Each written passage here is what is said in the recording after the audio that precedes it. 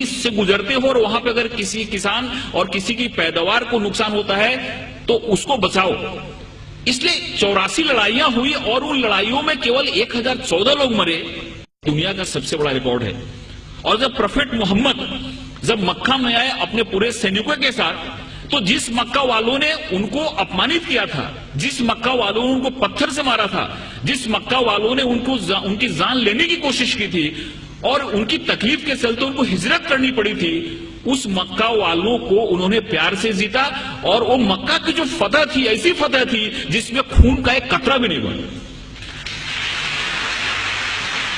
Prophet Mohammad को जितना अपमानित किया गया था, प्रोफेट मोहम्मद की जिंदगी को जितनी तकलीफ दी गई थी, अगर वो चाहते तो जिस समय उन्होंने मक्का में प्रवेश किया, मक्का की फतह की, उस समय हजारों लोगों का कत्ल करा सकते थे, लेकिन एक भी खून का कतरा नहीं बहा और बड़े प्यार और मोहब्बत के साथ उन्होंने मक्का को फतह किया। इससे यह बात सामने आती है कि शांति और अमन इस्लाम का मकसद है। तलवार उठाई उन्होंने, तलवार इसलिए उठाई कि तलवार उठाने का उनको हुक्म था, मजबूरी थी तलवार उठाना, कि अगर तलवार नहीं उठाते तो मजहब का क्याम नहीं हो सकता। और हर एक जगह गीता में भगवान श्री कृष्ण ने अर्जुन को कहा कि तुम लड़ाई करो, अगर तुम लड़ाई नहीं करोगे तो धर्म की स्थापना नहीं हो पाएगी। अर्जुन वहां से भाग रहा था, अर्जुन ने बोला कि फिर नहीं चला था, क्योंकि मेरे सामने तो हमारे सारे रिलेटिव बैठे हुए हैं। भगवान श्री कृष्ण ने कहा कि यहां पे धर्म की स्थापना के लिए तुमको लड़ाई करनी पड़ेगी, तुमको लोगों को मारना पड़ेगा। अगर तुमने लड़ाई नहीं की तो धर्म की स्थापना नहीं होगी। तो एक विशेष परिस्थिति में हमको लड़ाई करने की भी जरूरत होती है। वैसे प्रोफेट मोहम्मद ने अगर लड़ाई करने की बात की तो वहां पे की जहां पे लड़ाई करना मजबूरी था, और वहां पे अगर लड़ाई नहीं होती तो शांति की स्थापना नहीं होती। इसलिए ये बात हमारे सामने आती है कि सबसे बड़ी जो बात है कि इस्लाम जहां जहां उन्होंने उनको जहां जहां वो लोगों को मार सकते थे, जहां जहां खून खराबा हो सकता था, वहां पे उन्होंने खून खराबा नहीं होने दिया। कभी कभी उन्होंने अपने को खुद अपमानित भी हुए, जैसे कि बहुत लोगों को मालूम हुआ कि सुलई हुदैबिया जो एक करार हुआ, एक जो मायदा हुआ, उसमें बहुत सारे ऐसे टर्म थे जो टर्म उनको कबूल नहीं थे, इस्लाम के मानने वालों को, मुसलमानों को कबूल नहीं थे।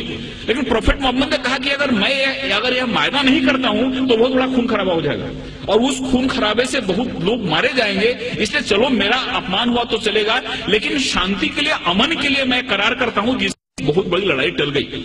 ऐसे बहुत सारे उदाहरण हैं। एक बार एक यहूदी का जनाजा जा रहा था और प्रोफेट मोहम्मद अपने लोगों के साथ बैठे हुए थे। उन्होंने जब जनाजा देखा तो उठ के खड़े हो गए। उनके लोगों ने कहा कि ये तो मुसलमान का जनाजा नहीं है, तो एक यहूदी का जनाजा है। तो मोहम्मद ने क्या, प्रोफेट मोहम्मद ने क्या यहूदी इंसान नहीं होता? ये सारी चीजें हमारे सामने आनी चाहिए। उस बूढ़ी औरत की कहानी मालूम है कि उसको ऐसा लगता था कि यहाँ पे इस्लाम बढ़ रहा है, मोहम्मद नाम का ऐसा शख्सियत है जो सबको इस्लाम में ले जा रहा है, इसलिए वो गांव छोड़ के जा रही थी। उसके सर पे गठरी थी और गठरी उठ नहीं रही थी। एक नौजवान आया और बोला कि माता जी मैं आपकी मदद करूं, आप चलो अपनी गठरी में गांव के बाहर छोड़ देता हूं। औरत ने उनको गठरी दी और वहां से नौजवान उस गठरी को अपने सर पे लिया और गांव के बाहर गया और बोला कि आप ठीक है, आप गठरी लो जाओ। उस औरत ने पूछा कि कैसा नेक इंसान है जो अपने सर पे मेरी गठरी लेके जा रहा है। उसने पूछा कि तुम्हारा नाम क्या है? इन्होंने कहा कि मुझको मोहम्मद कहते हैं।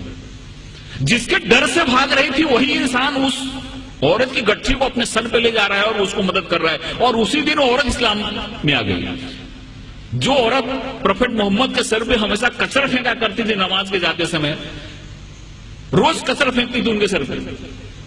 एक दिन जब उसने कचरा नहीं फेंका तो मोहम्मद जब लौट रहे थे, प्रोफेट मोहम्मद, तो उन्होंने देखा और पूछा कि औरत कहाँ है? लोगों ने कहा कि वो बीमार पड़ी हुई है। वहां पर जाके उन्होंने उसकी तबीयत पूछी। उस औरत को लगा कि जिस इंसान को मैंने इतनी तकलीफ दी, जिसको इतना मैंने अपमानित किया, जिसके सर पे मैंने कचरा फेंका, वो कैसा इंसान है कि मैं मेरी तबीयत बिगड़ने पे मेरा हाल पूछने आ रहा है। और वहां पर इस्लाम उसने कबूल कर लिया। एक चीज लोगों के सामने आना चाहिए, ये जो तहम्मुल है, ये जो हमारी सहिष्णुता है, ये जो हमारा एक इंसानियत के प्रति प्रेम है, ये हदीस में और प्रोफेट मोहम्मद की जो सुन्नत है, ये जब हमारे लोगों के सामने आती है तो हमको समझ में आता है। एक हमारे बहुत नजदीक के मित्र हैं जयपुर के, उनको कई बार मैंने मुशायरे के लिए बुलाया। उन्होंने दो चीज मुझको बताई। ये दोनों चीजें मुझको कहीं रेफरेंस मिला नहीं है, लेकिन उन्होंने बताई। उन्होंने पहला ऐसा बात